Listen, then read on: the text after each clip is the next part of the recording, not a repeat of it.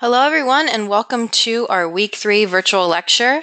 My name is Stephanie Fetcherin, and I'm one of the Psychology of Play instructors here at Full Sail. I just hopped on the video camera a minute ago just to say hi to everyone, but I'm just going to be talking now, and you'll see my slides up here as we're going through the work. So what we're going to be doing today for the first hour, we're going to be talking about gamification and motivation.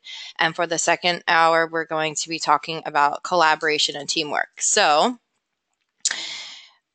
hopefully you'll be able to stay here for the 2 hours. And thank you to everyone who's listening along to the recording, which I started. This is my mental reminder.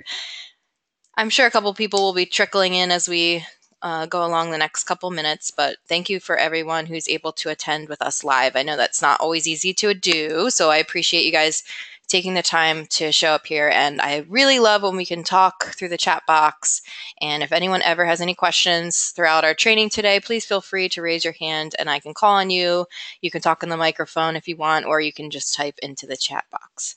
Khalid said, I can't do the whole 2 hours, no problem. You can always just write down how far you got, and then you can watch the rest when you get a chance. All right, so it's only Tuesday. I know someone was just saying that, so maybe you've had a chance to look at the reading so far this week. Maybe you haven't. You're probably just starting to work on your weekly plan that's due tonight. So we're going to be going over some of the concepts that you're going to be reviewing in your readings this week. Not everything, but I'm going to give you some further examples and some information that's not necessarily in the readings to supplement what you're learning about. So for our first half today, we are going to be talking all about gamification, self-determination theory, fun theory, motivation, mixing work and play, all of that kind of stuff. Oh, thank you. Someone in the chat box pointed out, is that Rosie from the Jetsons, my picture? Yes, I should probably explain that because you're probably wondering, what the heck is that? Okay, so this is actually a picture of, we had a cardboard challenge day. It was around October, and we got a bunch of people from our building together. So a lot of these people I didn't know, and we got into teams, and we had to create something out of recyclable materials that reminded us of our childhood. So we created a robot, and it was a killer robot. So he's stabbing me here for the Halloween theme. But it was a lot of fun, and it really was just something creative that we could do together. And I haven't done something like that in a really long time. So I show this picture here because not just, talking about this in our class, the value of play and how important it is for creativity and motivation and helping us be more productive in the workplace, which is basically what we're going to be talking about this entire lecture. We do it here at Full Sail. This is something that is really important to us. Not only do we teach about play, but we also engage in it ourselves. And you know what? It was really fun. We had a nice little break. We did this activity, and then I went back to, teaching and doing my grading, and I was in a really good mood, and I had a lot of fun. So Logan says, my college dorm building last year did the same thing, but it was cardboard forts in the lobby. Yeah, that sounds fun. And we'll see some companies in the end of this lecture that actually do that too, that do a lot of fun activities like that. Okay, so thank you for reminding me to explain that strange picture on my first slide. Okay, so let's jump in and start talking about these things. So we're going to start with Dan Pink. And he is a really cool guy. He talks a lot about psychology in the workplace. And his book, he's written a lot of books. He just came out with a new one that I read called When, the Science of Timing, which is really interesting. But he writes a lot about business, the workplace, management. And he explains in this book, A Whole New Mind, that we're living in a time when things like imagination, creativity are really what is most important in business. Not something we might not think about, right? Because we think like, oh, no, we have to be the best at our jobs, and, we have to do all of this logical, sequential work and get things done. Well, no, because software is doing that now, right? All that logical left brain type activity. And we're not in the information age anymore, right? You can get information it's at our fingertips. I'm sure everyone right now has their computer in front of them, their phone in front of them. We can look up anything we want and learn something instantly. So really what companies now are looking for and valuing in employees is that right brain thinking, which is creativity, imagination, thinking outside the box type skills, and big picture thinking. So that's what business-minded people are saying. Okay, this is a new direction that we need to go in when we're looking for employees and what type of employees we feel will be most helpful. So this is where the theory of motivation comes in. So he talks about the puzzle of motivation, and he says that we're not as predictable as you would think. So he says that, we might naturally assume that if you give employees monetary rewards, it's going to encourage people to work harder toward their goals and, lead to success for your business. But that's not necessarily true. So this brings up the candle problem. And I'm going to just take a quick poll so I can see where you guys are at with this thinking. So you're going to see a poll come up on the screen. It says, do you think monetary rewards make people work harder? What do you guys think? Go ahead and click on the yes or no on that little poll box there, and we'll get a consensus.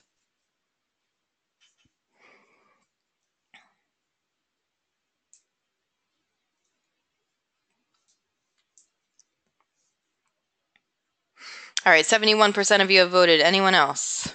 79.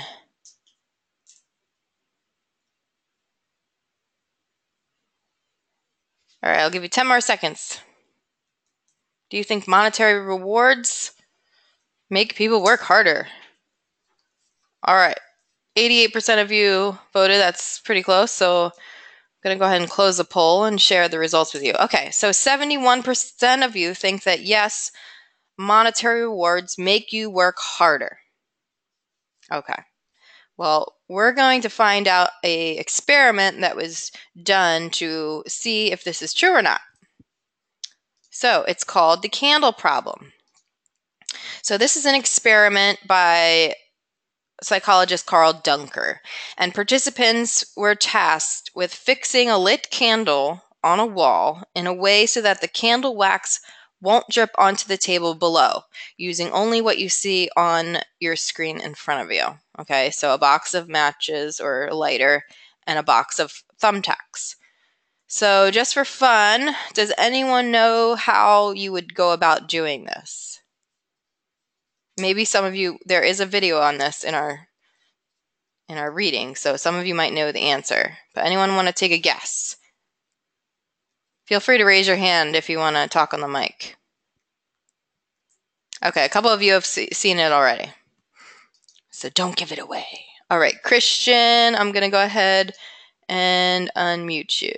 All right, go ahead, Christian. You got to unmute yourself on your end, too. There you go. You're on the air. Christian? No, now you're not. You muted yourself again. There you go. Hello?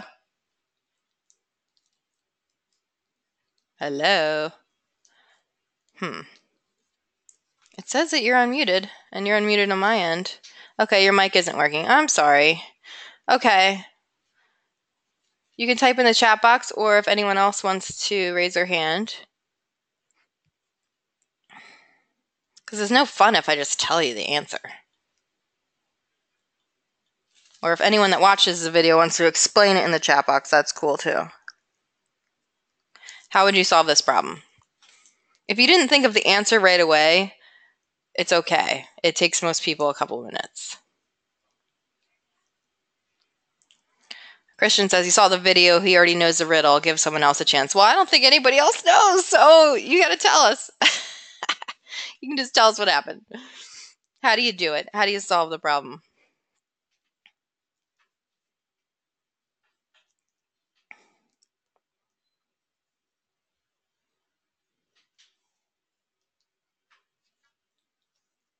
Cody says, light the candle in the box, question mark. Yeah, but how are you going to get the candle to not fall over? All right, Christian's going to tell us. All right, hold on. Let me scroll up. Hold on. Okay, so he says you out the thumbtack at the bottom of the box and stick the candle into it, and then stick the box to the wall. Ding, ding, ding. Okay, good guesses for some of you who started guessing. But you basically empty all the tacks out of the box. You take 2 tacks and you stick it through the sides of the box to attach it to the wall, and then you put the candle in the box, and then you light the candle. Okay, makes sense. So this was just the problem solving problem they gave the people that were in this experiment, but there was more to it than that. There were 2 test groups. So one was called the low drive group, and they were told that the study was just testing problem solving to see which would be best for a later experiment. They were offered no prize for their work, hence low drive. And then there was what Dunker considered the high drive group, and they were told depending on how quickly they solved the problem, they could win money, and only the top 25 would win those cash prizes. So there was limited resources, a little bit of a competition going. So now let me ask you this. One second. Okay, I put out another poll. Who do you think solved the candle problem faster? The low drive group or the high drive group? Remember, the high drive group had a monetary reward. The low drive group had no reward.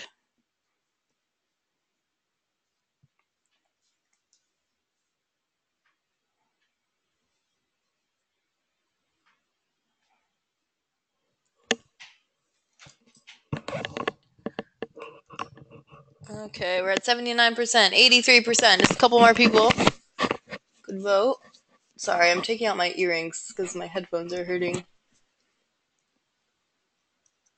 Okay. All right, we're at 88%, so I'm going to go ahead and close the poll. All right, so we see 67% of you believe that the high drive group that has a reward is actually going to solve this problem faster, and 33% low drive group, no rewards. Okay. Drum roll, please. The answer is the low drive group. 33% of you were right. Okay. No monetary compensation. They were just doing it to see for another experiment in the future. Why do you think that is? Terrence is like, what? Okay. Not what we would have thought, right? Not what we would have thought. Okay, Christian is right. Money adds an unnecessary amount of stress. Cody said, limited prizes detoured people, right? Exactly. So it was found like turning this task into a competition for a small amount of prizes created some stress in the person. And when you're in that stress state, the fight or flight response kicks in and you feel like, oh, I gotta hurry. I need to get this prize, like I really need this. And it takes over and your brain is now thinking fight or flight, and it's kind of shutting down that creative part and that problem solving part of the brain and that prefrontal cortex that you learned about last week. So basically, this experiment shows that rewards can narrow our focus, right? And they kind of shut down that creative center and make it harder for us to solve the problem. And they've tested this multiple times and found the same results. And guess how many minutes longer it took for people to solve the problem if they got a reward? Kevin does not believe me. He says, I deny this. Okay, well, we encouraged Kevin to try this experiment with some of his friends. Okay, not that much, guys. Only 3 minutes longer. But still, it's not a super complex problem, right? You're going to figure it out when you're handling the objects and trying to figure out what they do and how to, solve it. So now let's talk about a hypothetical scenario. So let's take this into the workplace environment. So let's say you work at a marketing company and your boss has a big meeting and he says, all right, whoever comes up with next year's marketing campaign by the end of this deadline is going to get a big bonus. Now go. So according to the results of this experiment, what's going to happen?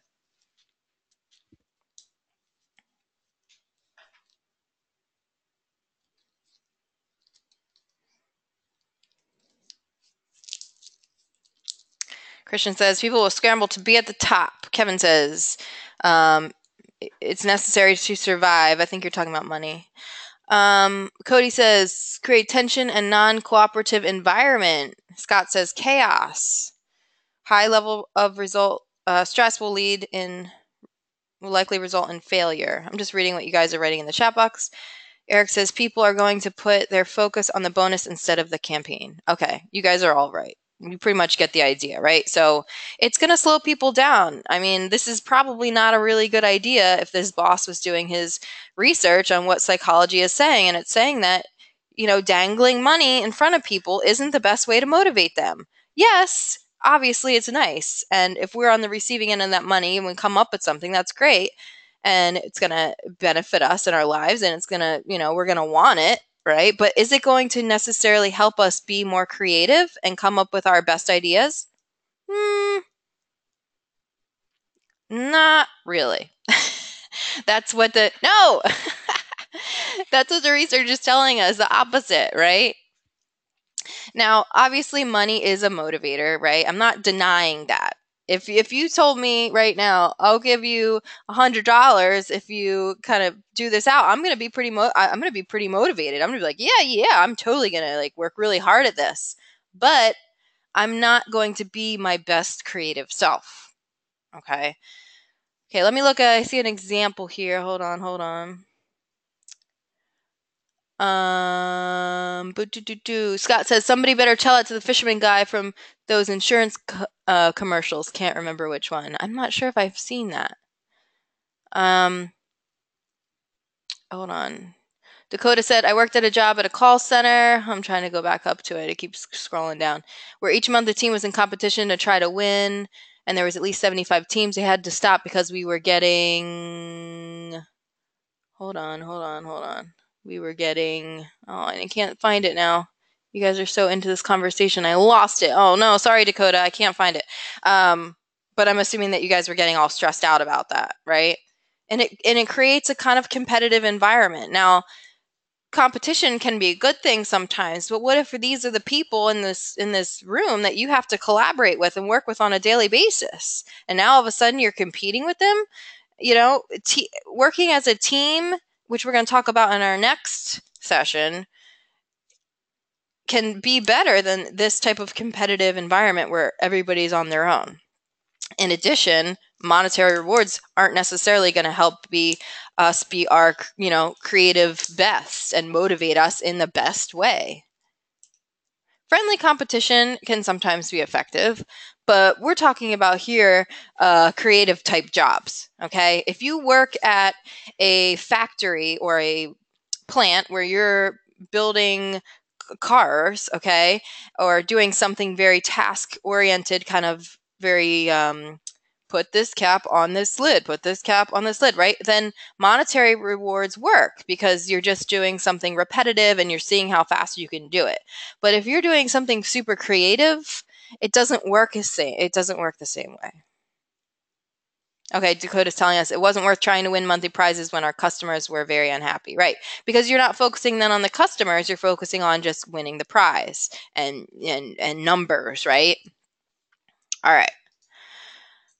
So what does motivate us then? Yes, obviously money is a motivator. I'm not trying to say that it's not. So don't leave the session being like, oh my God, my teacher said that money is not a motivator. I didn't say that. I did not say that. So what motivates you? What is underneath why you're here to go into the industries that you're going into? What is it that drives you? Success. Eric says a sense of accomplishment. Alexis says my family. Christian says to pursue my dreams. Cody says to not be a barista. Terrence says to make more money. Kevin says, I'm not motivated by money. Okay. I want to make people happy, says Scott. Brandon says, being all I can for my daughters. Khalid says, to be a Power Ranger. Okay. I think you're trying to be funny. Okay. All right, so we get the idea. You guys have some type of idea of more intrinsic motivators rather than extrinsic motivators, which is something you're going to learn about in the reading, right? Intrinsic being things that come from within you, extrinsic being like money, success, fame, that type of thing, more external rewards. So some of the internal rewards that Dan Pink talks about in his book are autonomy, mastery, and purpose. So the first one is autonomy. So people are motivated because they want to do things on their own. They want to be self-directed. They don't want to be micromanaged.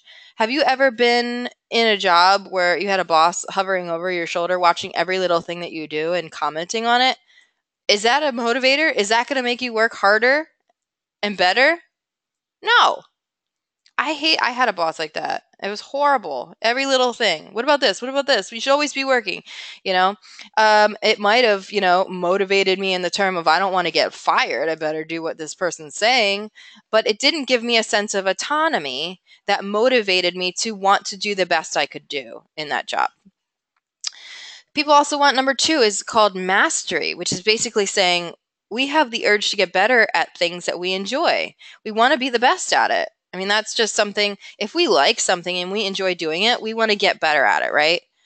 That's the second one, mastery. And then purpose is purpose, right? You want to have a reason for doing what you're doing, right? You want to feel passionate about it. And I'm sure a lot of you have a purpose for being here at Full Sail, right? You have some type of goal that you're trying to accomplish, right? And these 3 things make going to a job a lot better. If you feel autonomy, if you feel mastery over what you're doing, and if you feel a sense of purpose, like, hey, what I'm doing matters. Either it matters for me and my family, or it matters for the world, or for these type of people, or these clients, or whatever it is. So that's the 3 things that he describes in his book. So I'm wondering if when I explain that, does anyone feel like or want to share about what motivates you? And does it fit in with what Dan Pink believes? And feel free again to raise your hand if you want to talk on the mic.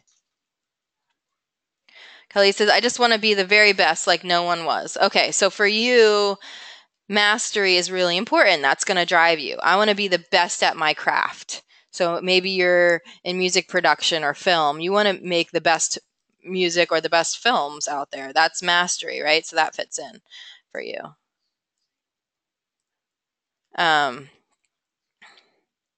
Purpose. Anyone have like a purpose? Like, I want to make the best music because why? Like, what is the purpose behind that? Like, how are you going to affect others and create meaning in your life? Colin says, if I go into a career I'll enjoy, I can really do a good job at it. Okay. But do you believe that you have to have some of these things, or could you do good at any job you enjoy? And, we're not talking about I worked in a ice cream store, and that was one of my favorite jobs, but it didn't necessarily give me a sense of purpose. So I didn't stay there for my entire life. You know what I'm saying? Like, we have jobs that we enjoy and we're motivated to do good at them. Like, I was very excited to make the most beautiful, perfect ice cream cone, but and master that. But like, I wanted to get into teaching and being a clinical mental health counselor because it gives me a sense of purpose.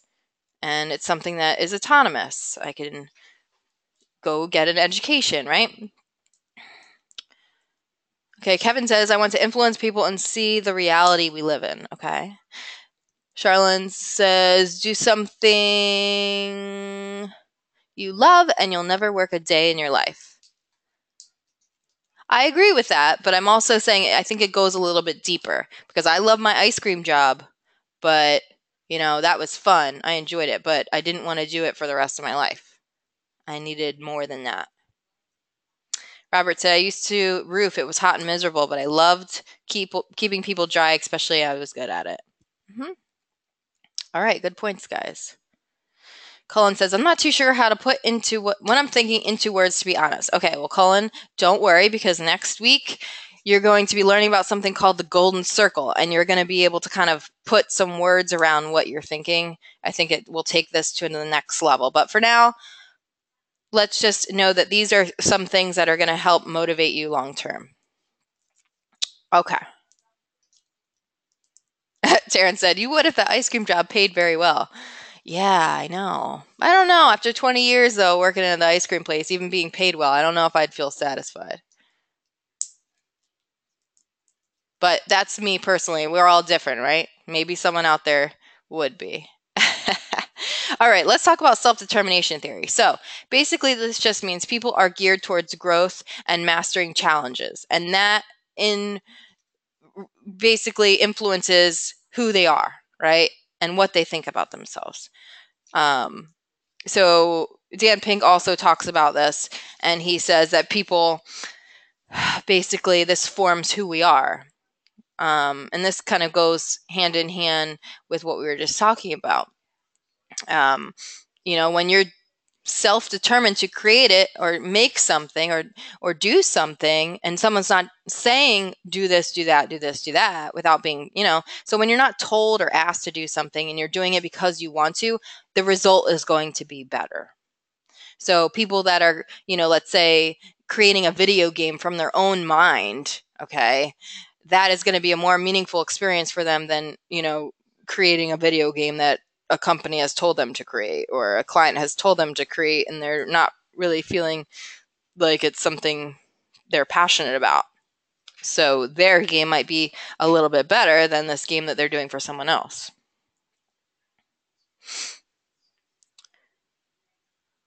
Okay, Cullen says, I remember from my old business class that money is the fourth on the list of motivators out of 7. Yeah, so it's not right up there, which is why what we would traditionally think. Okay, so let's talk about fun theory as a way to boost our motivation. So if our motivation is lacking at any point, even in a job that you're passionate about, this can happen.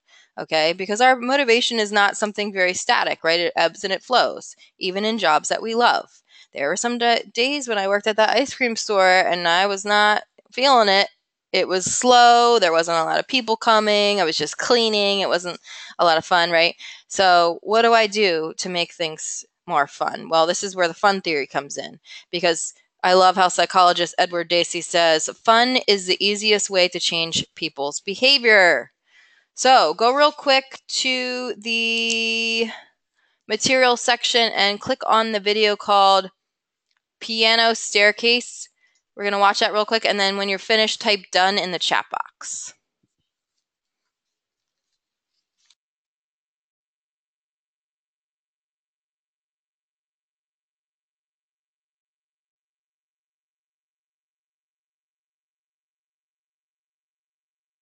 Go to the material section and click on, oh, it says it's not found. No! Okay. Let me see, hold on. I messed up, huh, guys? I guess I'm not perfect. Oh, it's working on my end. Well, no. Darn. I don't know why this website's not working. Okay. Sorry, guys. My bad. Hold on, let me go back to my slide. Okay, so I will explain what this is. Okay, so basically, they take a staircase, like in this picture, at a train station, and they make it into a piano. So every step is the key, right? And you can step on it, and it makes the sound. And right next to it is an escalator. So what do you think people did? Do you think they rode the escalator, or do you think they chose to go up the stairs?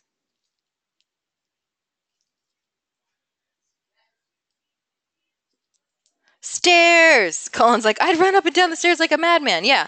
Once people started walking up the stairs and realizing it was making sounds, they chose to walk on the stairs because it was fun, right? It was playful. And hey, that's a great way to get people to exercise, right? Motivate them by making it fun.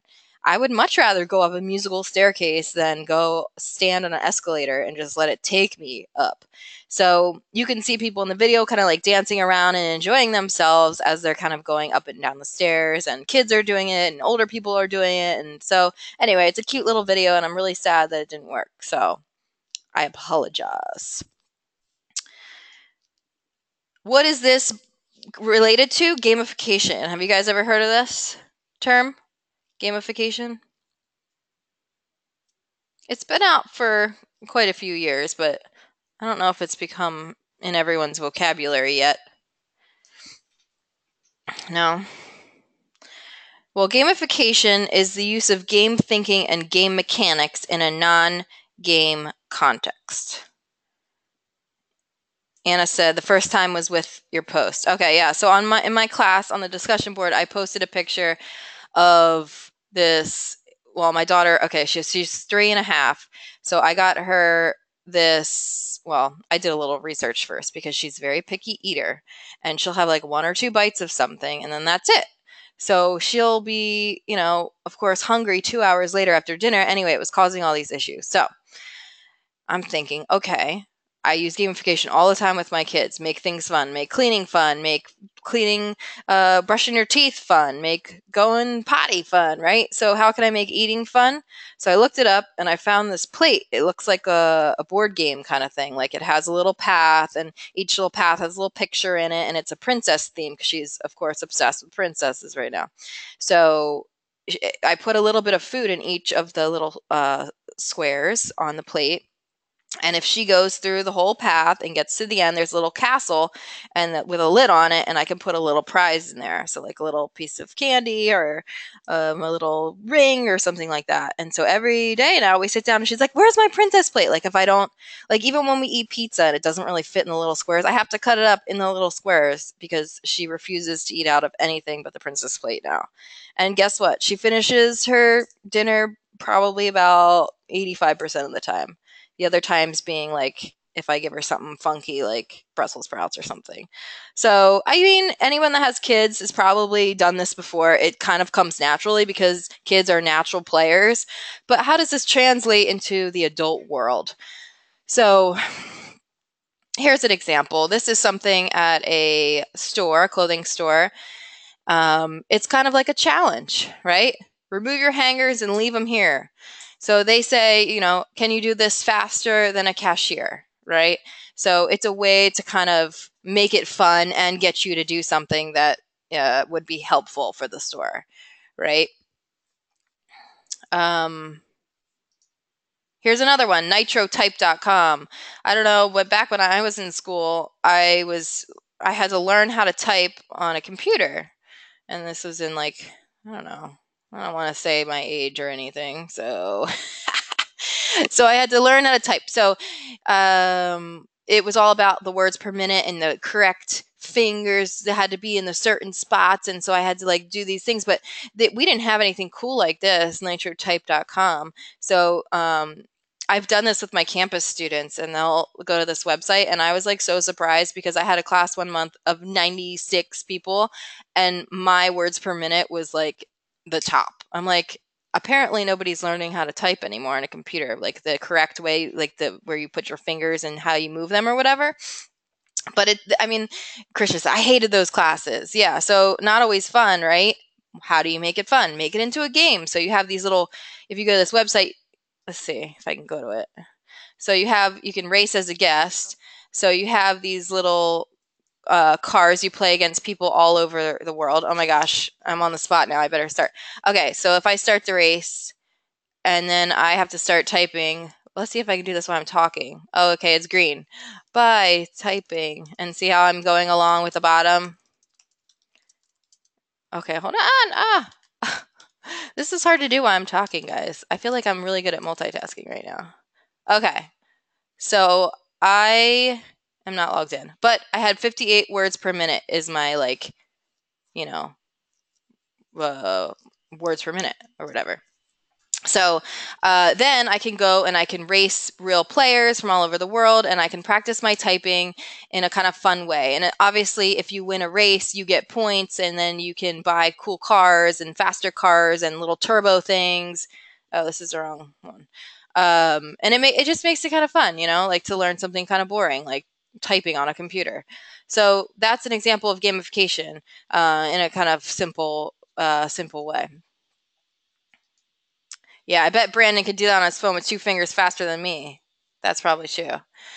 Um, so, oopsie, I clicked on the thing again. Okay, so that's an example of gamification. Geez, guys, you probably like eyes are hurting from me clicking all over the place. Gamification is all about.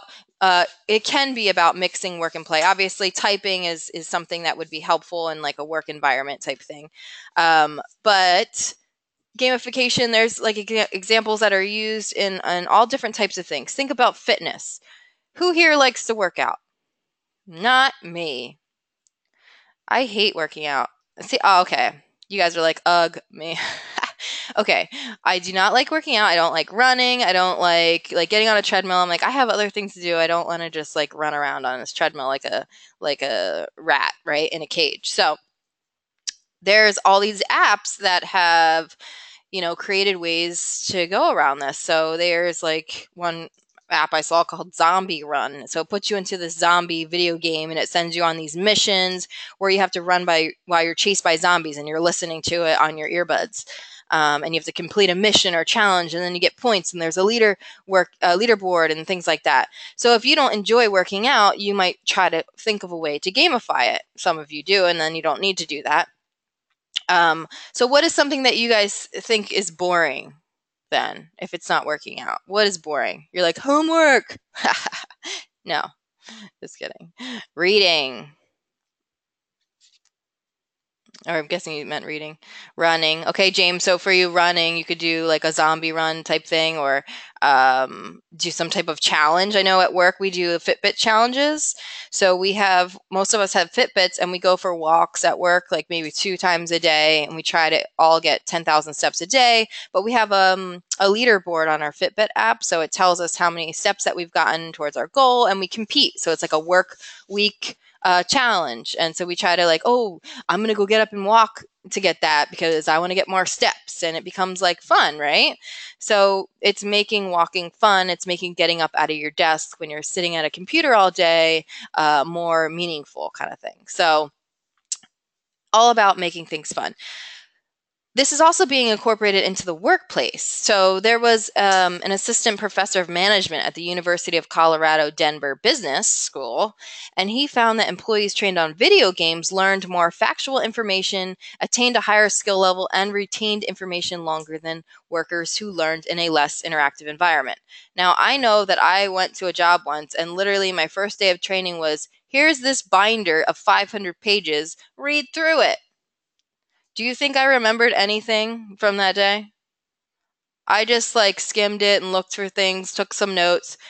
But, in the end, was that a very helpful way to learn about a new job? Or sitting down, here, watch this video of our employee culture, Well, imagine if you had a video game that you were playing that was helping you learn about the details of the job or the things that you needed to know. And it was like you got points and you got, and it made it kind of a fun environment. You probably remember it, right?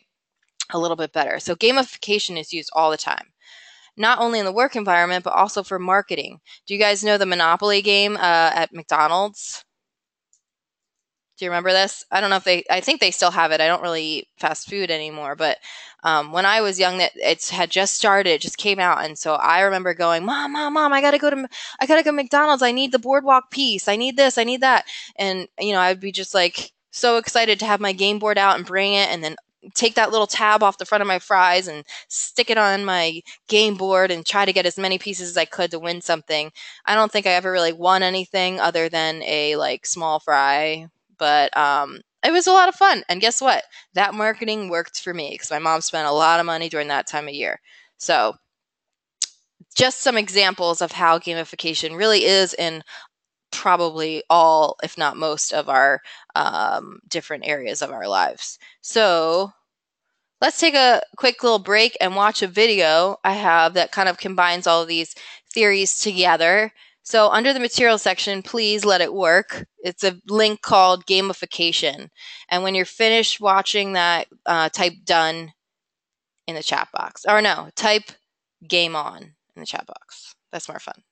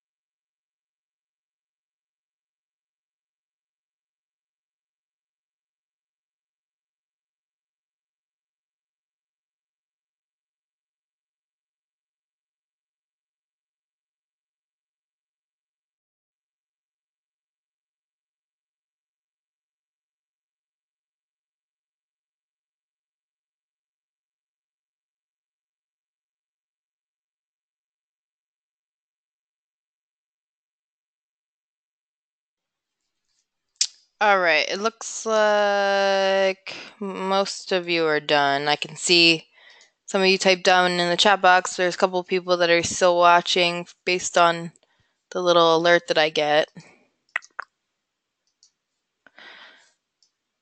Game on! Thank you, Scott. I have a minute left. Okay. I'll be quiet for one more minute.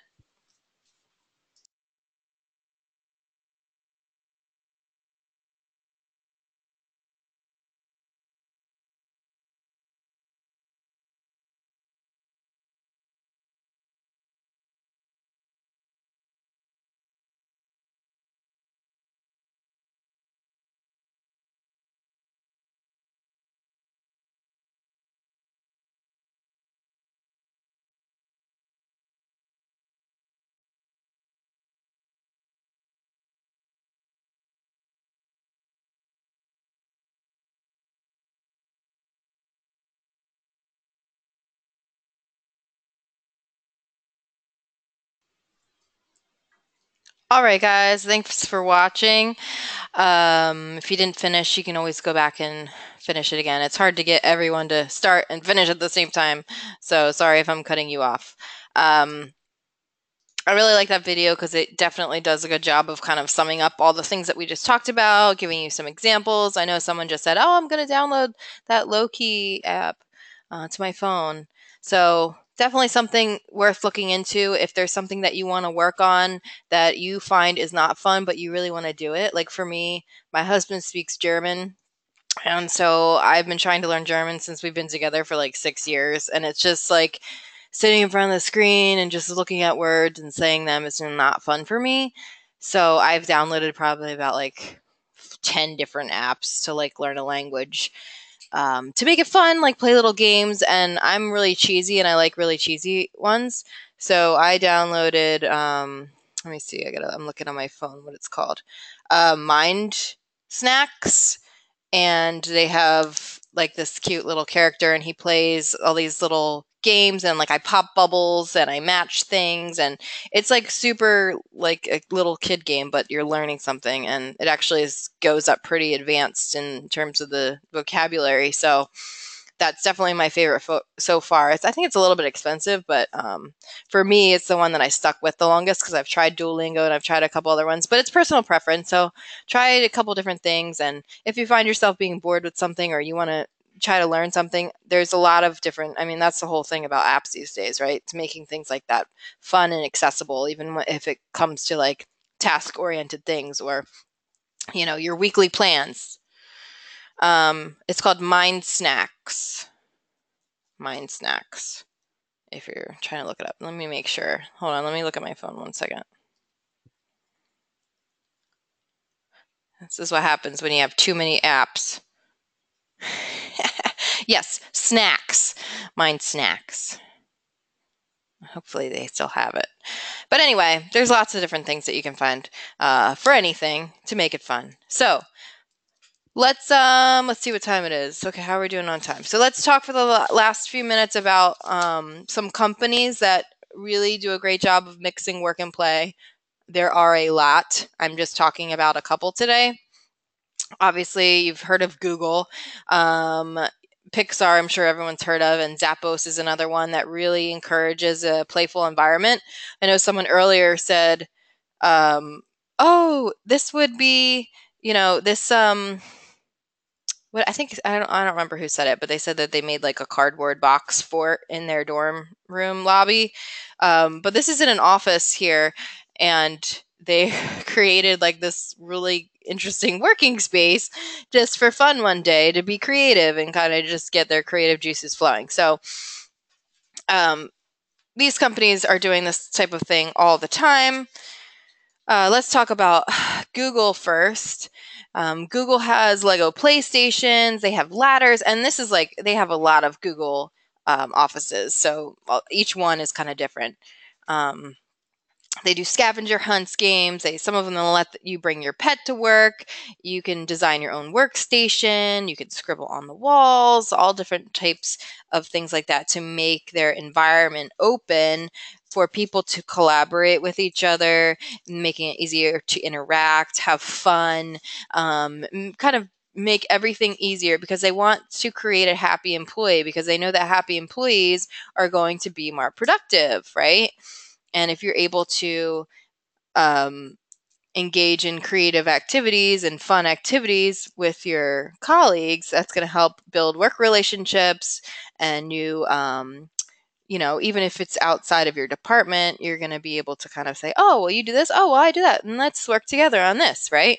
So that can happen easier in a more playful environment. Zappos is another company that uses gamification and this work play environment. They have a $1 billion online retail business with 1,400 employees. And despite its growth, they have a very open communication culture that inspires their employees. So Tony Heishi is the entrepreneur since he was born kind of guy, and he created this Zappos culture. And he wanted people that had personal values that were really matching his 10 core values that he had. So if you go on their website, you can kind of like see their information in the contact section about this. But like, just for example, one of the core values of their Zappos culture is create fun and a little weirdness. Not something you typically see, right? Another one is do more with less. Another one is deliver wow through service. So they are definitely all about, like, if you look at this is like people's desks are like, it's like crazy, but like these are the kind of fun, weird people that they're just hiring, because that's the kind of people that they want working for them. So basically, to get hired there's 2 interviews. So the first one is to see if you meet the qualifications and fit in with the Zappos culture. Is kind of the second one. So at the end of the training everyone receives, they offer each person money, $2,000, to quit right now. So they pay them for the training, and then on top of that, they say, "I'll give you a $2,000 bonus right now if you quit right now," because they don't want people that are there just for the money. They want people that are there because they want to work there, because they're excited about working there, right? They're committed to the goals, to the culture, and they'd rather just prefer that you leave if you're the kind of person that would just take the money. But you can never come back, So it really ties into that, what we were talking about earlier about money not being, a main motivator really. And it's definitely something that motivates us, but it's those intrinsic motivators that really are going to help us have longer and more enjoyable careers. Another company is Pixar. These are like, all of their little offices are these cute little houses, each decorate their own little house in their own little way, so that when they're at work they still feel like they're at home, and they can go to their neighbor's house, and they have cookouts in their like aisle where they like all have potlucks and kind of hang out, and so it creates kind of that like family neighborhood environment. So that's Pixar. Pixar is definitely a super creative place to work, and they are looking for those type of people. So what makes these companies shine, I mean, this is one of the like workspaces in the Google Zurich office. And so it's just like a place where like, hey, we need to brainstorm about something, like let's go to the alien pod or the spaceship. Let's go, I'll meet you in the air balloon. So it's just like, just having that type of environment is pretty cool, right? I know here at Full Sail we have a very open office environment as well. We are in cubicles, so I mean, I literally can just push my chair back and wave to my colleagues right now, and be like, "Hey guys, what's up?" And everybody decorates their desk really cool here, and we have like a couple walking desks, so we can walk while we're working and things like that. So we try to make our workplace fun, and this is definitely an up and coming theme that hopefully you guys will be seeing in your future careers and in your future workplaces. So I have 254. Any questions about what we learned today? We talked about gamification, motivation, fun theory, self-determination theory, work and play in the workplace. Okay. I don't know what you guys are laughing about. I see lots of LOLs. I missed the joke. But if you guys want to watch a fun gamification video while you're waiting 4 minutes, because I need to go to the bathroom and get some water before we start at 3, it's called Ice Cream Toilet. So if you want to watch Ice Cream Toilet, go to the materials section and watch it. And I hope that by the title alone, you'll be at least curious to click on it, because what the heck's an ice cream toilet, right? And then when I come back, we'll get started with our second half of today's lecture, all about collaboration and conflict. So hold tight.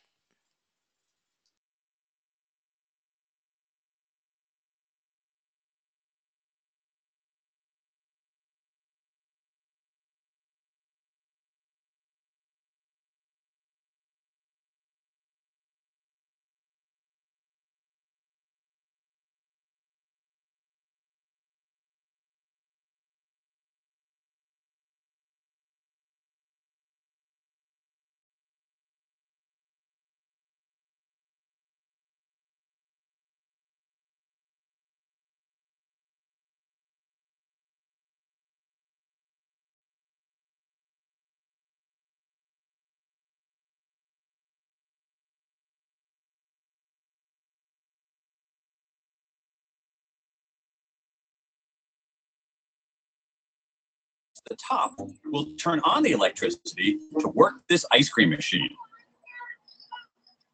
Okay, so instead of monitoring or punishing individual behavior, we're going to enlist everyone in a common cause. The beauty of this device is that everyone needs to cooperate before anyone gets a reward.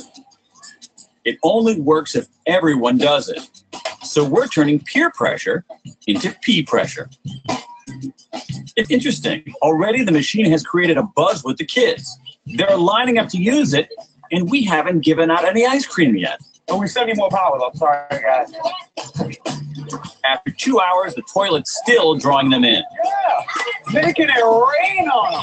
Already, we've got more users than we counted yesterday. It's definitely having the desired effect. We've got a full energy bar. That means that everybody gets their ice cream.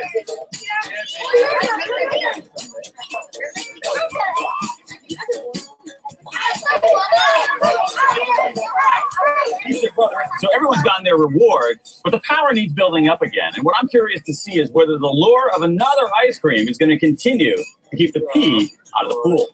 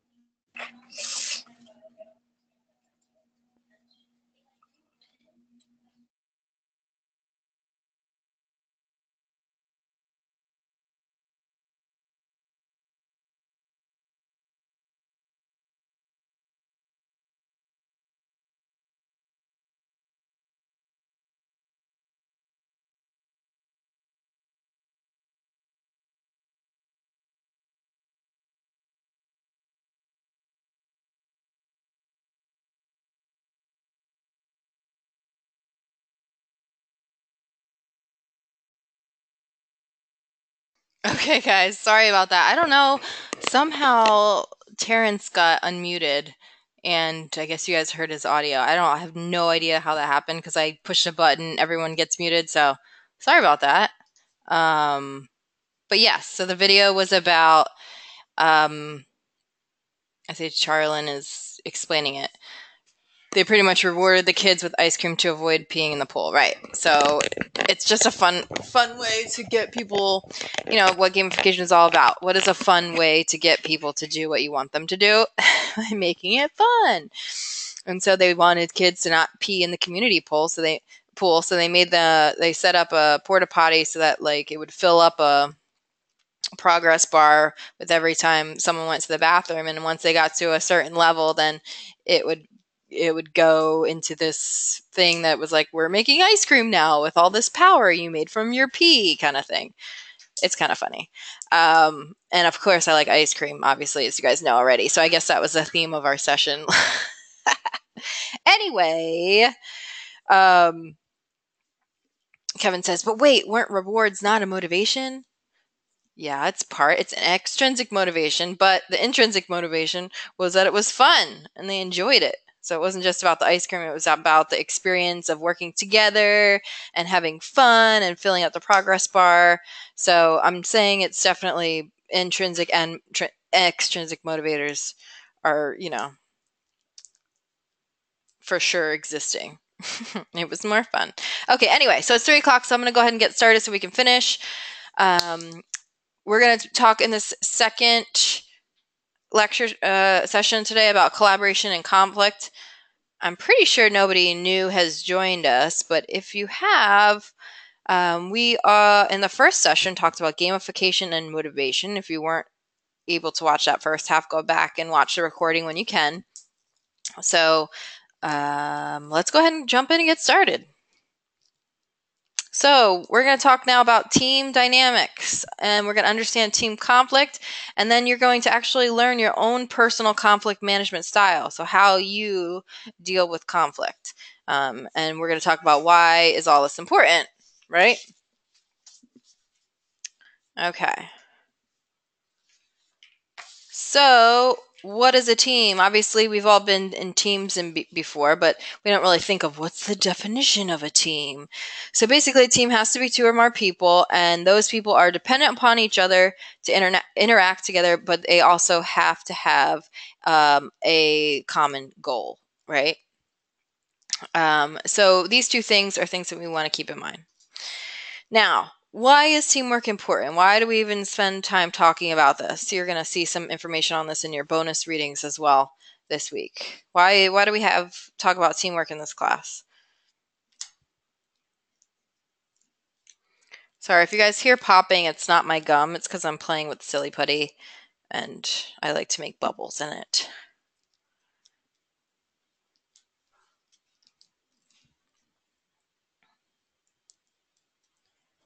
Do, do, do, do. Christian says, because you can do more as a team rather than just solo. Okay, so like the idea of more, what's the expression? I was going to say more heads together is better than one. That doesn't sound right. Because since everyone has different perspectives, it can create multiple ideas. Exactly. Encourages creativity. Yes. Working together. We all come from different backgrounds, right? We all have different experiences, different skill sets. If we come together, we're going to each be able to contribute something perhaps different. Teamwork is, in a recent study, found to be the #1 skill desired by Fortune 500 companies. If you can't work as a team, you are not going to be seen as a team player, as a valuable employee, because it's going to be something that you're going to deal with on a daily basis. You need to work in a team in any job, as Caitlin just said in the chat box. So this is going to be important for your industry. So learning, this is just skill, okay? We don't come out of the womb knowing how to be a good team player. I can see right now my 3-year-old is learning how to work as a team. It is a skill that she needs to learn, and it's going to take time and effort. And we need to know how we handle conflict, right? Because conflict is an inevitable part of working in a team, and how are we going to deal with that when it happens in a way that we can all be successful. So that's what we're going to talk about today. Did anyone else lose audio? Okay. All right, good.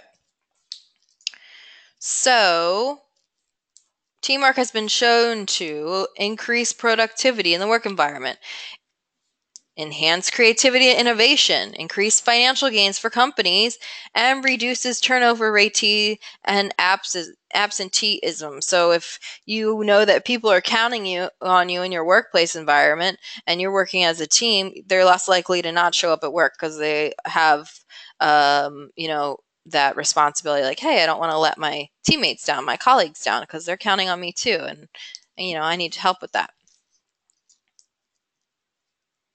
So let's start out with a game. Well, it's not really a game. It's an ethical dilemma. Let's be real. So I'm going to read this out loud to you, if I can, without moving my panel. Hold on one second. I'm going to try to move it out of the way. All right. So after being cut out of the wolf's belly, Red Riding Hood's grandmother sends Red back home on a different road. Grandmother doesn't mention that the road is rumored to have many dangers, especially a troll.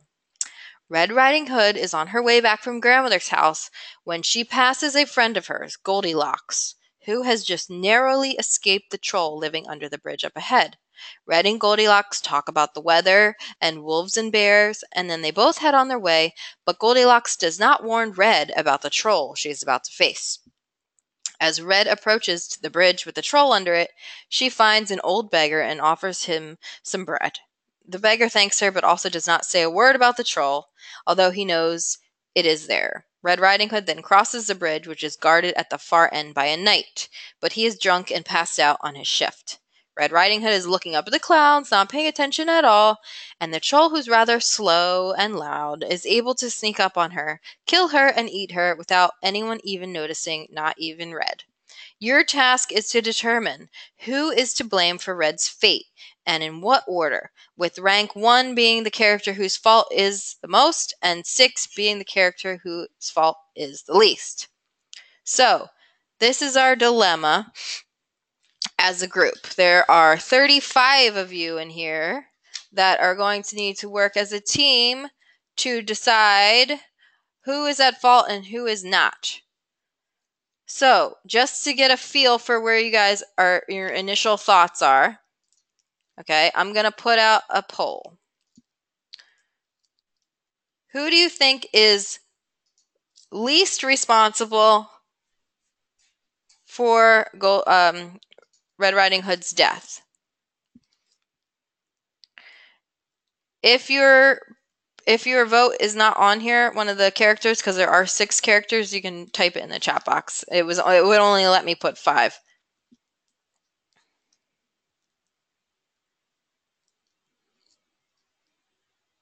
So who do you think is the least responsible?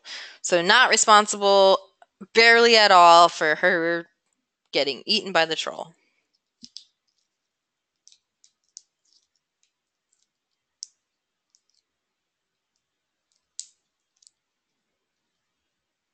Okay, 71% of you have voted. I'll give you guys another 15 seconds. Just your initial thoughts. We haven't even talked it out yet. We're just initial thoughts here. Okay. All right, so we have 32% Red Riding Hood. The troll is in a close second. Okay, so let's hide that for now. Now I want to see who you guys think initially, who is the most responsible for the death. The most responsible.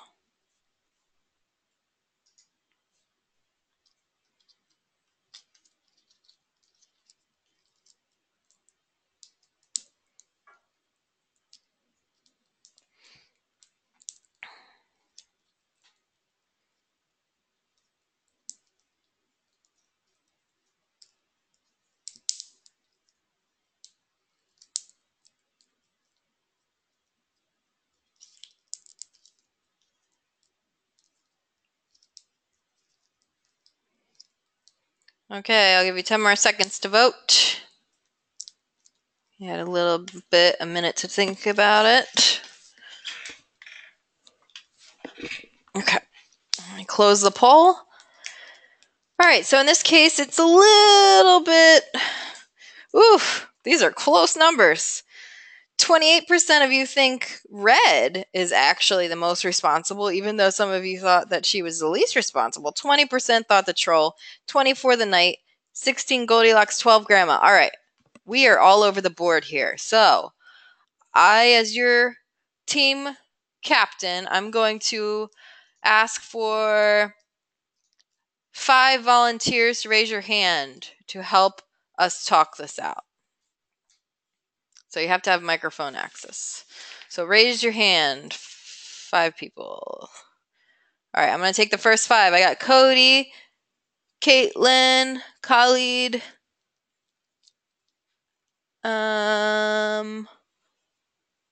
Gomeko, and Cullen. All right, so let me stop there. Let me unmute you guys. Hold on. Don't touch any buttons now. Let me do it first. Okay. Cody, make sure you unmute yourself on your end. 1, 2, 3. I think it's Gomeko. You have to unmute yourself. There you go. And Khalid. Okay. All right. Khalid, make sure you unmute yourself. Okay, I can hear someone has their volume turned up. You might want to put, yeah, okay. Put on your earphones. So we can't hear my echo. All right, are we ready? All right, I'm going to just stop talking now. And I want you guys, I'm going to give you 5 minutes. Or let's see, no, let's do 3 minutes so we're not going crazy here. Hold on. Hello? Okay. All right, Hello? you have time to think about and talk it through. What do you guys think? What's the order, 1 through 6? Go. Shoot. So, hey, this is Gomiko. How you guys doing? I think that least responsible would be the Troll. I mean, he's doing what he's doing. That's what he does. The next would be, I want to say Goldilocks. Then after Goldilocks, it would be the beggar, and Grandma will be last. I'm not sure if there's another name. Does anybody agree or not? Well, what I was thinking is the knight is supposed to be guarding the actual bridge, and he's taken an irresponsible move and become drunk and passed out on his ship. This is supposed to be his ship. He's supposed to be protecting the bridge. So I think he would be the most responsible for what he's doing. And then, yes, I would agree with you with the Troll being the next one, because the Troll's doing what he is pretty much born to do. And then Red Riding Hood would be next. And then the beggar should have told somebody, as well as Goldilocks. And then the grandmother definitely should have told her. I think I would say the person most responsible for eating her is the person that actually ate her. So I would say the Troll would be the most responsible one, with the Knight being the follow-up, because, you know, being drunk on duty is not a good thing. And then Red Riding Hood was kind of just going along with the flow, so wasn't her fault at all, really. She was kind of just moving along, was kind of uncareful, but she had to try to get home or whatever. Huh? Pardon? Are you able to hear me? Yeah, I can hear you. Yeah.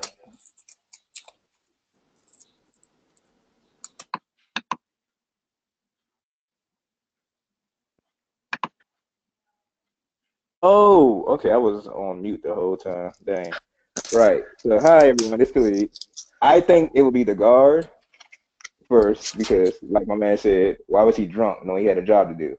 He could have stopped her from going that way if he was on his job. And the rest, yeah, I agree with everyone else. I just think the guard had to come first. Okay.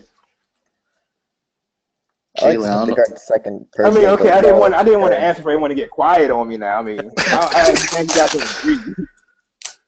Well, don't want to all talk at the same time because we'll just overpower each other. Yeah. Yeah. Oh, well, I'm done. You guys want to go ahead? I'm sorry. Well, does anybody else have any thoughts about it? Because I know that Goldilocks and the beggar and the grandmother should have said something. But I think that either the troll or Red Riding Hood was the least to blame, and the knight was the most to blame.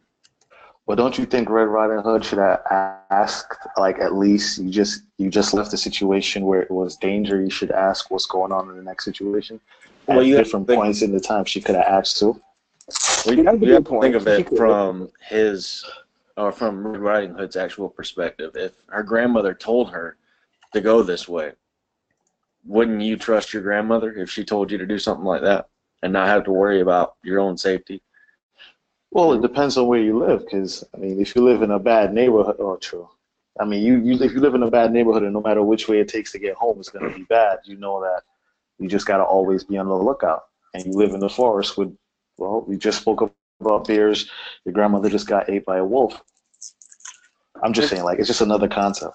Yeah, true. I mean, everyone has their places that they've been to, and well, Red Riding Hood should have asked to begin with, but it's also comes into the fact of maybe Red Riding Hood's a small child and she doesn't understand. She doesn't understand the concept of having to worry about everything. But see, that's the other part. That information wasn't really given because we know that how old is Red Riding supposed to be? Yeah. Like, how old is she? Exactly. So that piece of information is not given. So you kind of have to draw I mean, assumptions without that I think it information. all depends on who the people are. Because, once you just get out of something, that's like you getting pulled over by the cops. If the cops pull me over saying my license is suspended or something like that, if they let me go, when I leave, I'm going to be scared as hell. I'm going to be on my P's and Q's. Like, nah, might be at the cop. Exactly. I'm not just going to go, oh, man, you're free to go. No one's going to get you. Okay, fine. Heck no. I'm going to be wary because I just got out of danger. I can't go. No, I'm sorry. I think she had a lot to do with that. She could have been more aware of her surroundings. I could be wrong. I'm just saying. All right. No, So it's not. you guys were able to kind of hash out some of your opinions in 5 minutes. Not a very long time. I didn't really hear everybody agreeing on any one for the number 1 spot or the number 6 spot. So what I'm going to do now is I'm going to go ahead and mute you guys back for a sec. Let me put the hands down again. Okay. Now, because I'm the team captain, I am going to randomly pick 5 people and unmute them to see if they agree or disagree with what you guys came up with and some of your points. So I'm going to see, let's see. Okay, Brandon Brown, Anna Brooks, Cody, Mora.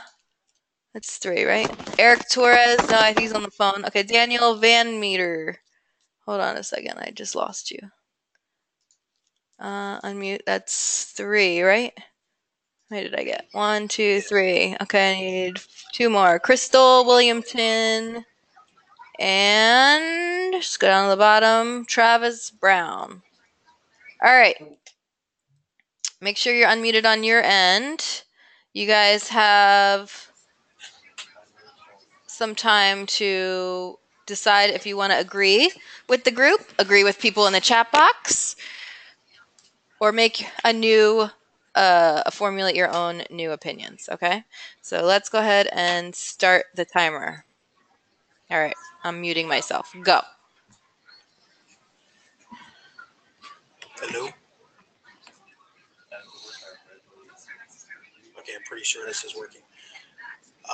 I truly believe it's the knight's fault. He was the only one that was there that was supposed to monitor the situation. Red Riding Hood should not have any knowledge of what's going on. She doesn't need to. She's a kid. Now, yes, the grandmother and everybody else should have, but that's really not their responsibility. It all comes down to the knight. And as for the troll's just doing what he does. He eats. That's just what a troll does. It's what everybody does. Everybody has to eat. Everybody has to live. So he's just doing what he was born to do. That would be my opinion on the situation.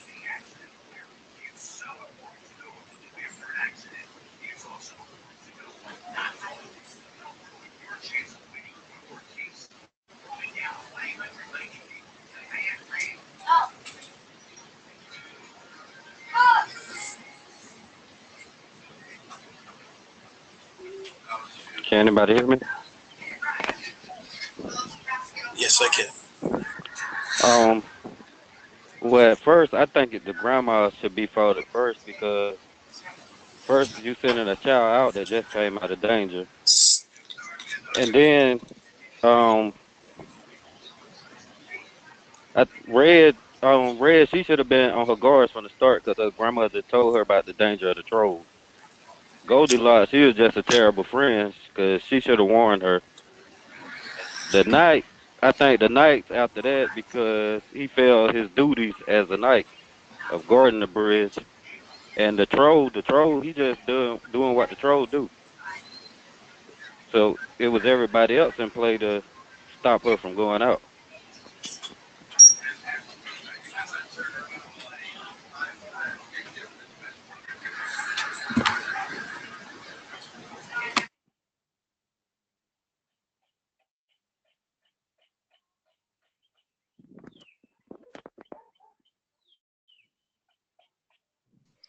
Any other thoughts from my volunteered people?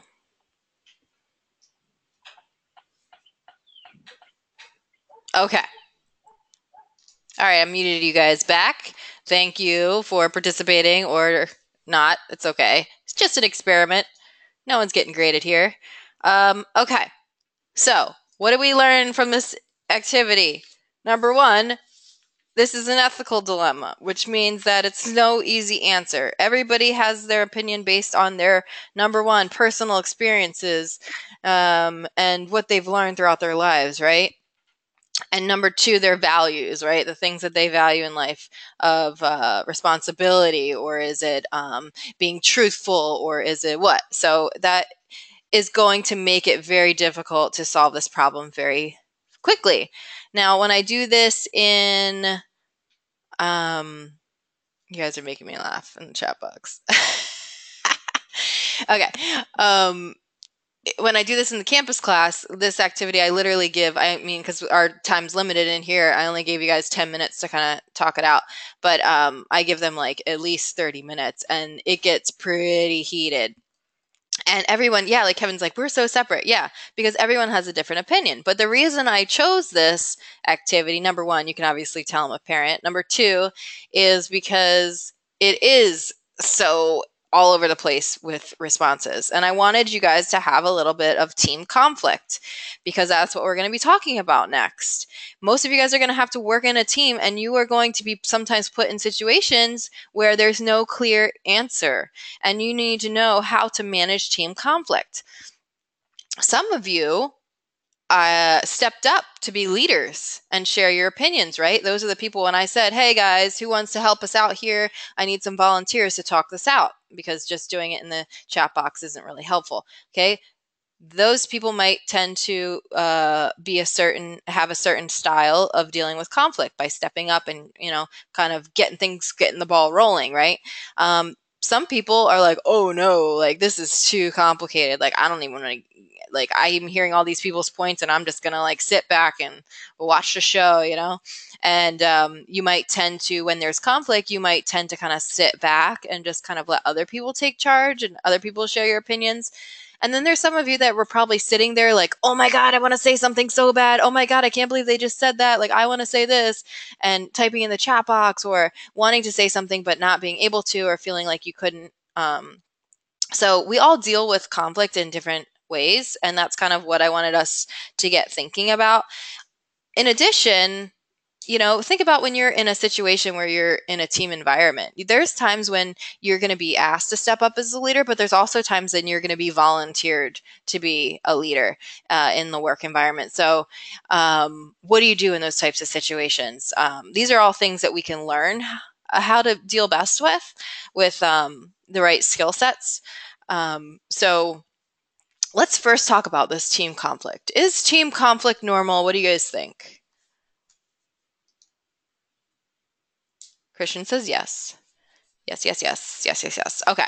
So we hear conflict and we're like, ooh, conflict, icky. But you know what? Conflict isn't necessarily a negative thing, right? Conflict can be a positive thing, because conflict is when there's people that have different opinions about something, and it doesn't matter. It doesn't have to be negative. You can politely and respectfully talk about your opinions and it could be a conflict, but it doesn't necessarily have to be a negative experience. I think someone just said in the chat box that conflict helps bring. Now I lost it.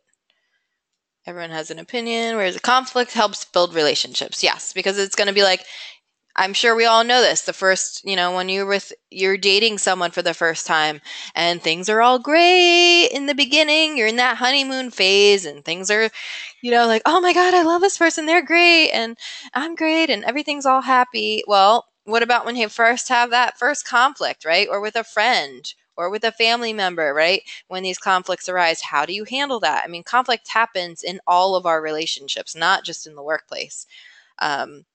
So knowing how you tend to deal with that or manage that is going to be helpful, because it could be a room for improvement, right? Because we can always work on ourselves. That's kind of what this class is all about. So yes, team conflict is normal, but what should you not do when you have a conflict? So think of this in terms of in the workplace, or in a personal relationship, or friendship, whatever it is. So do not say communicate more. So when you're working with a team, when you just say, okay, well, we just need to talk it out more, right? Oh my gosh, my timer's still there, Crystal? No! Oh, how annoying.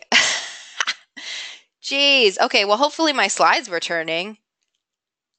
Do you guys see the team conflict slide? Do not, and the big red thing? Okay. Okay, sorry about that. Thank you, Crystal. Okay. So for team conflict, do not say communicate more. If we could literally probably stay here for an entire hour now and hash out this dilemma, right?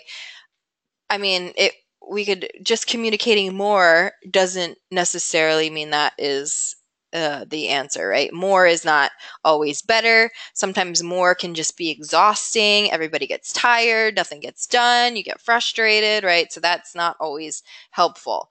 You don't want to say that. You want to say, okay, we need to do X, Y, and Z, instead of just saying, we just need to talk more about this.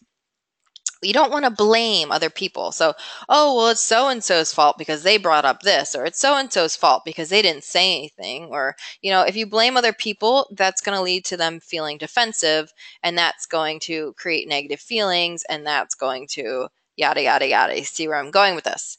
You also don't want to attack. Again, that's going to put someone's fight or flight response up, right? They're either going to retreat and shut down, or they are going to become defensive. And then that's really not helpful in problem solving, right? You also don't want to be... Can you explain the quote? Oh, I don't know what you guys are talking about. Okay, so be too general.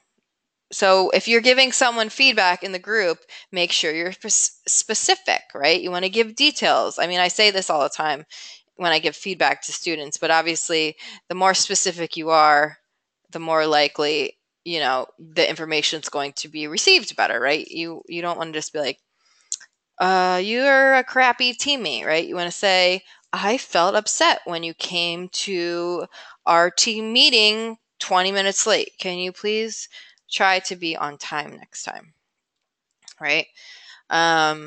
You don't want to avoid, right? So shutting down and just avoiding conflict isn't helpful either. The team might be resentful because you didn't help out, and you might feel left out, even if you did it yourself, but you might feel like you're not a part of the team or nobody likes you, and then you just kind of like are feeling bad about yourself, kind of thing. So what do you want to do when you have a conflict? You want to talk with your team. Yes, obviously talking is important, but like someone said, it's about quality, not quantity, right? You want to listen to other people's views. Like, I actually thought you guys did a really good job of that when you guys were unmuted. You were respectful of each other and taking turns.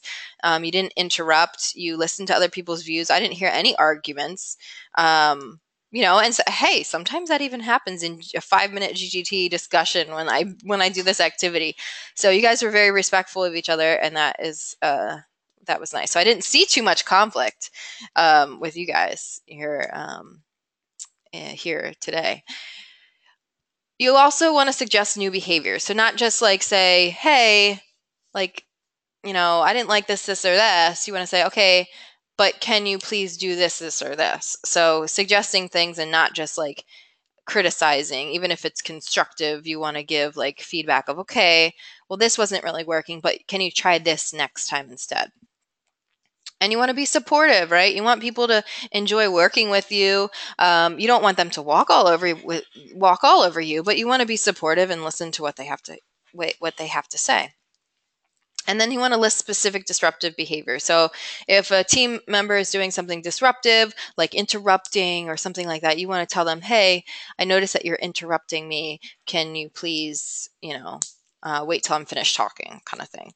Okay, so Brandon, you have your hand up. Do you have a question? I'll just go ahead and unmute you. You have a question, Brandon? I see you have your hand up. Oh, okay. Nope. Okay. All right. Any questions about team conflict? Some kind of tips, what not to do, what to do. All right. So for the last part of our class, we're going to do a little, what's it called? Psychological test. We love those. About your conflict management style. So for this activity, you are going to need either a piece of paper, your phone to write a note on, your computer screen, like a Word doc up, something where you can number A through O down the side.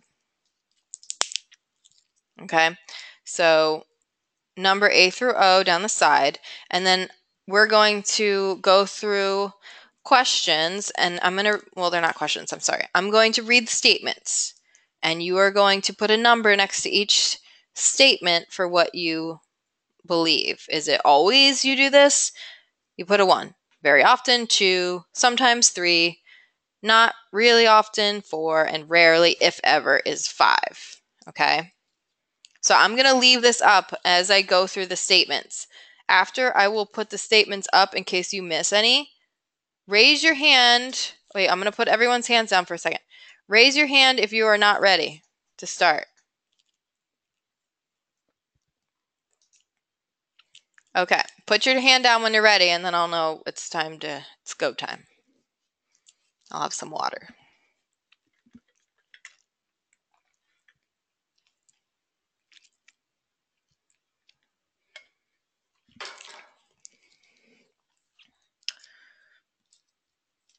All right, we're waiting on 2 people. Christian's ready.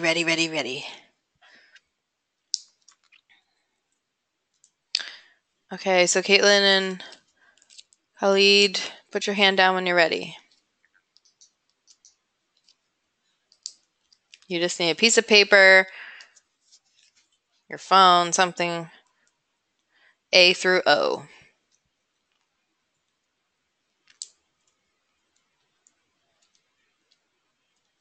Okay, we're ready to go. A, I argue my case with peers, colleagues, and workers to demonstrate the merits of the position I take. So next to that A, you're going to either put 1, 2, 3, 4, or 5 based on those values. B, I try to reach compromises through negotiation.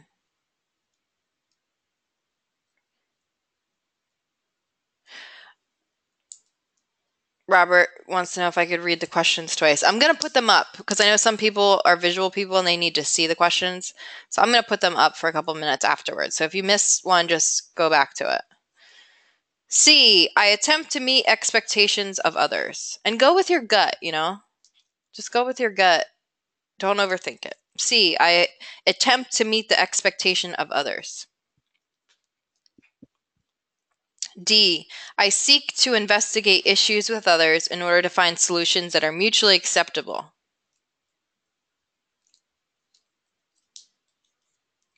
E, I am firm and resolved when it comes to defending my side of the issue.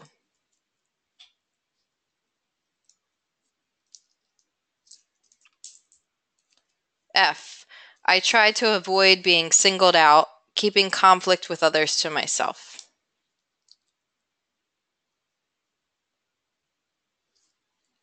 G, I uphold my solutions to problems.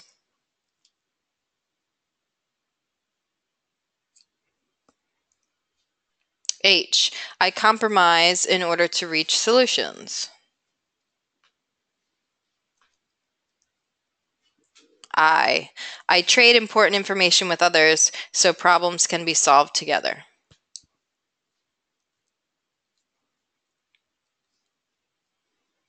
J, I avoid discussing my differences with others. K, I try to accommodate the wishes of my peers and colleagues.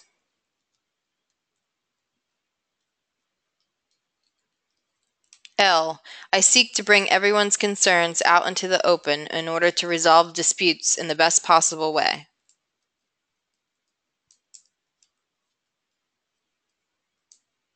M, I put forward middle's positions in order.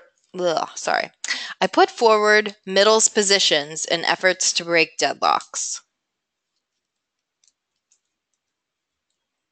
N, I accept the recommendations of colleagues, peers, and coworkers. O, I avoid hard feelings by keeping my disagreements with others to myself.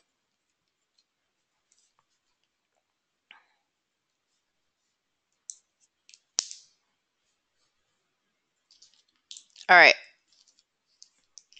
Does anyone need more time that missed any? Raise your hand, please.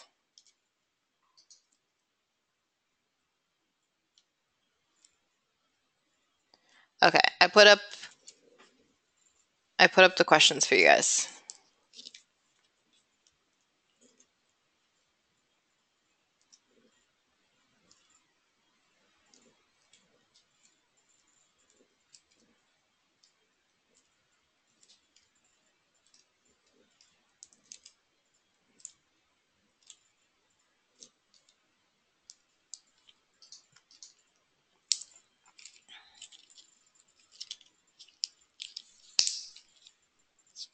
Michelle, do you still need more time?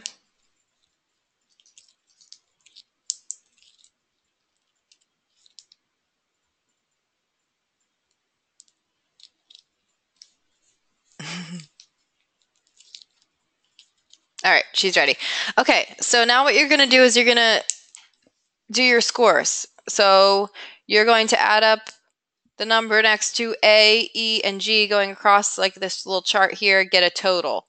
Then the same for the next row, collaborating. D, I, and L, get the total, and then so on and so forth down the side. So you're going to have 1, 2, 3, 4, 5 different numbers.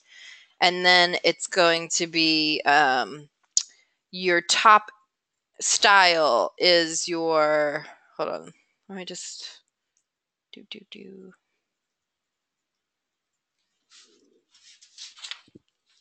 Okay, we'll just go ahead and score it, and then I'll give you a minute to do that.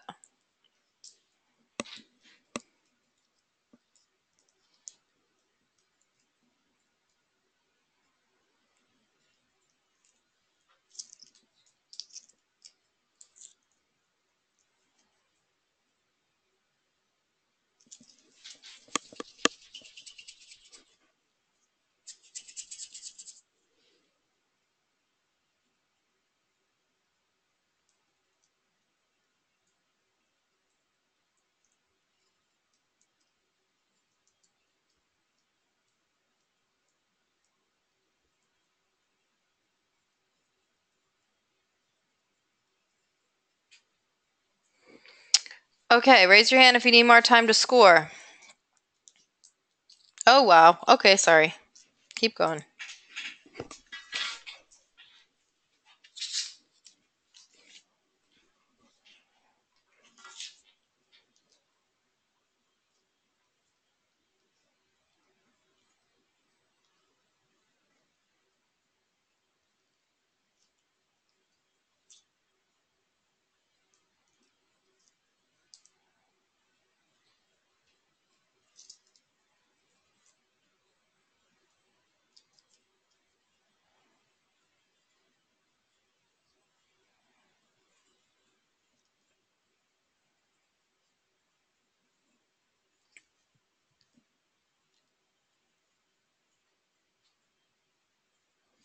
Just put your hands down when you're ready so I know.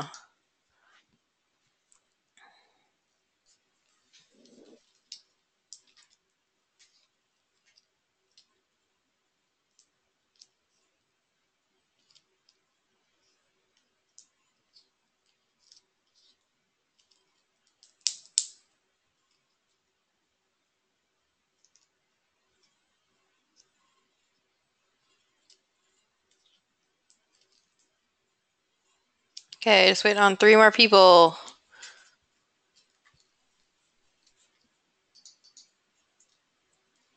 All right, just waiting on Kevin. Oh no, yep, Kevin. Okay, all right.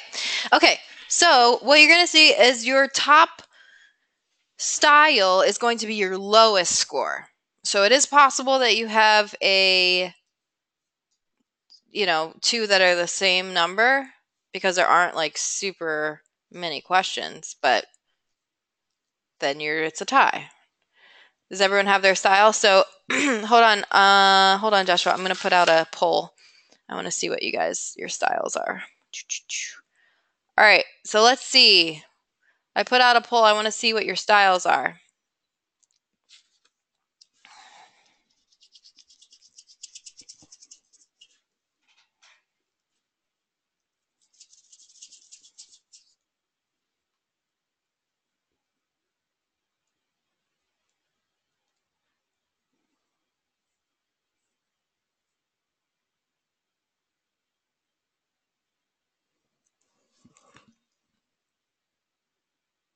All right, 58% of you have voted. If it's a tie, just pick one for the sake of the poll.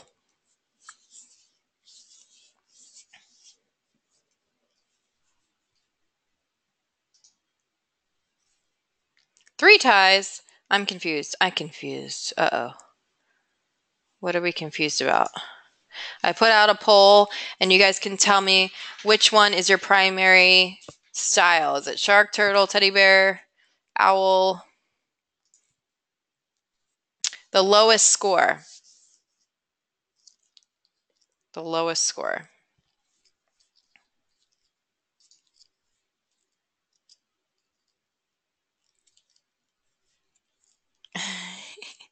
Okay. Let's see. 74% of you voted, but we have, let's see, a tie, sharks and teddy bears. Ooh, that's very interesting. We're going to see that why in a minute. And then not too many turtles, not too many foxes, and 43% of you are owls. Very interesting. Okay. All right. So what does this all mean? You guys aren't going to tell me? No, I'm just kidding. Okay, I'm going to tell you. Okay, so let's start with the shark. I know someone in here was excited to be a shark. And the thing about each of these is that there's pros and cons to everything, right? To each of these styles, okay? So the shark is a competing nature. So in conflict, they can be very assertive and they don't hesitate to use aggressive behavior. Relationships are not a priority when it comes to a conflict. They're all about like, no, I don't care about what you're saying. Like, we just got to get things done. We got to like figure this out. Very goal oriented. So let's focus on the goal. You guys are going off on your train of thought. Like, let's just focus on what we need to focus on.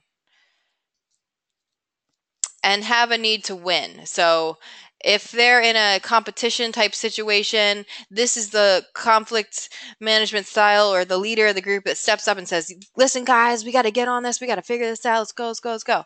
Right? Okay. So we got some sharks in here, Khalid and Christian. You guys would be, now what happens when there's 2 sharks? Okay. That can be interesting, right? Because you guys might tend to, if you're working in a team together, you might tend to butt heads because you're both kind of like on that same level, right? A feeding frenzy, says Joshua, a good expression. So when is it appropriate to use this style? Well, if there's a conflict that has personal differences that are hard to change, then it could be appropriate to be a shark. So if someone is like let's say, for example, you're in a toxic relationship with someone and they're just being a, then you might need to be a shark in order to get the point across in this conflict. It might be appropriate to be a shark when a personal relationship isn't important. So let's say you meet a stranger on the street or a couple strangers and you guys are trying to figure out how to solve a problem in that exact moment, survival situation. You're not really caring about your personal relationship with people. You are caring about, hey, I need to survive, so let's figure this out. It makes me think of, you know what I just thought of? Walking Dead. I should totally do examples with Walking Dead characters for this. Oh my god, that gave me a great idea. Okay, anyway, so shark.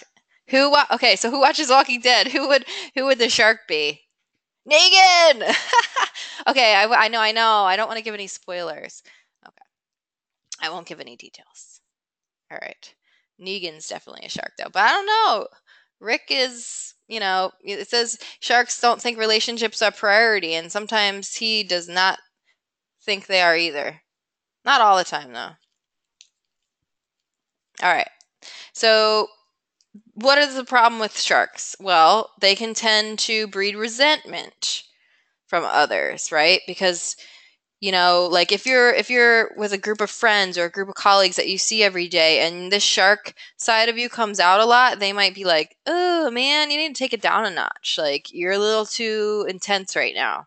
So that's something to think about if you're a shark, is when, you might need to rein that in a little bit in certain times when the relationship is important. Okay.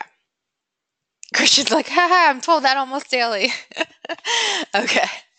So maybe you can try to adapt some of these other conflict management styles. Okay, so let's talk about the turtle. The turtle is avoiding nature. So they're unassertive, which means they don't assert themselves. They don't share their thoughts, in a respective way. They don't like conflict, so they try to avoid it, right? They're passive. They withdraw. They're like, ooh, conflict. I'm going to go in my shell now. And the majority of Americans use this style, right? They don't like dealing with conflict. Let's let everyone else figure it out. I'm just going to sit back here and hear what everyone has to say. And some people might think, oh yeah, that person's being respectful and that kind of thing. Like they're just like listening to everybody. But the cons could be these types of people get walked all over. Or in Walking Dead, they get eaten first. So all the people that got eaten in season 1 were probably turtles that were just like, I'm going to let everyone else protect me and not learn how to shoot a gun. And they died. So, no, I'm just kidding. Okay, so the pros of this, are there any pros to being a turtle? To like sitting back and doing nothing? What do you think? What could be a positive to being a turtle and withdrawing? Like a situation that it would be a good thing to do. Ooh, Eric, ding, ding, ding. De-escalation, I like it. So let's say you are in a relationship with someone and it's an important relationship to you. Let's say it's a family member. Sometimes it might be important to be a turtle. Like if someone's having a meltdown and they just need you to listen and they want you to like not say anything because that wouldn't be helpful and they might explode, you might want to be a little turtley because in that moment they kind of just need someone to like listen. So that might be a time when it's not the appropriate time to like address your opinion about the conflict. You might save that for another time when the person's calmed down. Okay. Someone said when the police pull you over or when your mom gives you the death stare. Yeah, you might want to give that turtle, right? But the negative side of being a turtle is like, imagine you did that all the time. Because there are certain situations where you might want to do that, but not all the time, right? Because if you might feel like then you're being walked all over. So like if your family members are always making you feel like a turtle, then that's going to be a con at some point because you don't let people know that you have a problem, right? You just kind of withdraw. So turtles avoid conflict altogether. And so sometimes people don't even know that they're upset about something or that there's a conflict because they don't say anything. So it can be hard for this person to resolve any types of conflict. Eric says in customer service. Yeah, customer's always right. All right. So let's talk about Robert says, I feel like nobody is singularly one of these, but a bit of both depending on the situation. That is an extremely good point. It depends on the situation. Now, I would say in Walking Dead situation, if it turns into a zombie apocalypse, in my personal life right now, I would say that I tend to be on the turtle side at times because I hate conflict, especially in my friendship group. So if it was a zombie apocalypse, I might start being more shark-like because I'm in survival mode. And that's not natural to me, but I know that it's needed in that moment, right? So it really does depend on the situation. You're correct. But we do tend to go to a certain style in, not extreme type situations. All right. So let's move on to the next one. We have the teddy bear accommodating nature. Teddy bear is unassertive, but cooperative. So they're willing to work together. Let's work together and solve the problem. They're usually really nice. They're usually people persons, and they care about the relationship. They don't want to rock the boat too much. They don't want to hurt anyone's feelings. Harmony and connection are very important. The teddy bear, because they're just like cuddly and soft, and they want to make people happy, and they want to just make people feel good, and they don't want to start a lot of drama, right? They have that accommodating nature. They want everyone to be happy. So when is it appropriate to be this type of in this type of style? Well, when the relationship is at the utmost importance. So like if the relationship is more important than like solving the problem or the conflict, and it's going to ruin the relationship, this might be a good time to be a teddy bear. Or if change is not important, or if harmony is the most important, or when time is limited. So sometimes time's limited. Like this morning, I got into a little conflict with my husband, and we didn't really have time to get into the nitty-gritty of everything. So I just totally gave him a teddy bear response, and I was like, listen, honey, we'll talk about this later. Let me give you a hug. I'll see you tonight. Right? So I was just being a teddy bear. I kind of wanted to, speak my mind, but I saved it for later because it wasn't appropriate time to get into it, right? I should have turtled. Yeah, but it depends on the situation. In that moment, I think that being a turtle and just shutting down, my husband would have gotten mad because I wasn't sharing. But being a turtle or teddy bear is important because I was keeping the relationship in check at a time when we were just trying to get out of the house. So let's move on to the good old fox. Oh, wait, sorry. One more thing about teddy bear. The positives of being a teddy bear is that rapport is maintained. So you can save face with a person. You can still maintain your relationship. But the cons is these people often don't speak up and share their opinions because they don't want to make the other person unhappy. So they often get walked all over or taken for granted. All right, so the fox's compromising nature. They're both assertive, but also cooperative. So they're willing to share their opinions, but they also want to work well with people. So they like to compromise pretty much. So the relationship's important to them, but they also value their own goals. So it's appropriate to be a fox when you have, like a conflict that is really important to you and there's no simple solution. Okay. Or when conflicting people hold the same rank or power, like you're kind of on the same level in like a work type situation.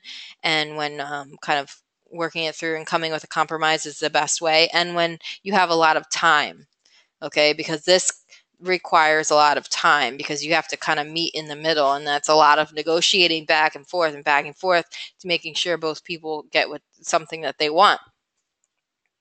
What are you guys talking about? I just like sometimes I look at my slides and then I like back to the chat box and I'm like, what are we talking about? I miss all the jokes. Lightsabers and wolves. I don't know. This is not a wolf. This is a fox. I don't know. I didn't come up with the animals. Okay. So Cody says this chat is lost to me. Me too, Cody. Me too. Samuel L. Jackson. All right, guys, focus. Okay, Michelle says, I relate to all of them. All right, so foxes, pros. It's when conflicts are removed and relationships remain stable, this is a good thing. Okay, then we're like, yes, I'm glad I'm a fox. But sometimes foxes compromise for the good of the goals and then lessen an ideal outcome for both people, because you really don't get what you want in the end because you have to compromise. That means you're giving up something, and so is the other person. Next, we have owls. So what are the owls? We actually have a lot of owls in here, so hopefully you guys are paying attention now. Back on track. We're almost done. Okay. Hold on a second. Okay. So owls are assertive and cooperative. They view conflict as a problem that needs to be solved. They are all parties are equally valued, and they equally balance personal relationships and goals. So owls are really important when the personal relationship is crucial, but also when they, you want both people to be happy, and it's really the only true win-win out of all the styles. The only problem with the owl is this requires the most time because you're really focusing on the problem-solving aspect and really coming up with a solution that everybody's happy. Okay, so let's do a little quiz. Not a quiz, but see who is paying attention. Let's say there's me and there's Mr. Shark. And we both want the orange. Now I'm neutral, so I'm not any style. The orange is in the middle. Who gets the orange in this situation? All right. Most of you said shark. Okay, that's correct. The shark is going to win the orange. What about with the turtle? Who gets the orange? We both want the orange. That's right, I get it. The turtle's like, I'm not going to say anything. And I'm like, I'm taking orange. What about the teddy bear? Who gets the orange? Teddy will give me the orange, says Jonathan. To be nice, says Cody. Exactly. I sure would like that orange. Who's going to get it? You guys are on top of things. Well, this one, only a couple of you got. You share it, right? The fox is all about compromise, so we both get half. Now, what about our last one, our owl? We both want the orange. What happens? Both split. Both question mark. Both again. Let's see. Neither. Well, the owl's going to say, hey, why do you want the orange? And I'm going to say, I want the peel to make jam with. And the owl's going to say, well, I want to eat the fruit. Win-win. Joshua says, grow new orange trees so you can both have one. Yep, see, that would be an owl style too, problem solving. All right, you guys get the idea. I swear next time I'm going to make a Walking Dead instead of an orange scenario. Please don't, says Robert. I don't want to scare anybody. You're like, that's a bad idea, Miss Stephanie. Okay. Oh, it's because you can't stand the show. Well, you can't make everybody happy. I'm sure not everybody likes oranges in here. Okay. So, any questions? We talked about conflict. We talked about what's a team. We talked about your conflict management style. We tried to solve an ethical dilemma to learn about what style we are. And hopefully in that situation you can kind of see your style come out. Like, yeah, I could see how I was definitely being a turtle. I didn't want to volunteer to be a leader, or I could see my shark side coming out. I wanted to jump in there and solve everything, get my opinion heard. So Holly said celebrities for the next one. Okay. Oh my gosh. Okay, send me a message with what you think for each style. I'm open to. Are you talking about celebrities for our styles of conflict management? Okay. All right. You'll have to send me an email with that. What you would think, because I'm curious. Because I'm always looking for different examples to use. Okay. Well, thank you everyone for joining us today. It's exactly 4 o'clock, so I don't want to hold you guys over. My email is sfetcherin@fullsail.com. So F is in Frank, T is in Tom, S is in. I'm so. Oh my god. Why don't I just write it in the chat box? Hold on. Because I know not everyone in here is in my sections. So thank you everyone for coming. If you missed some of it, please go back and watch the recording. And thank you for everyone who's listening to the recording. And have a great rest of your day.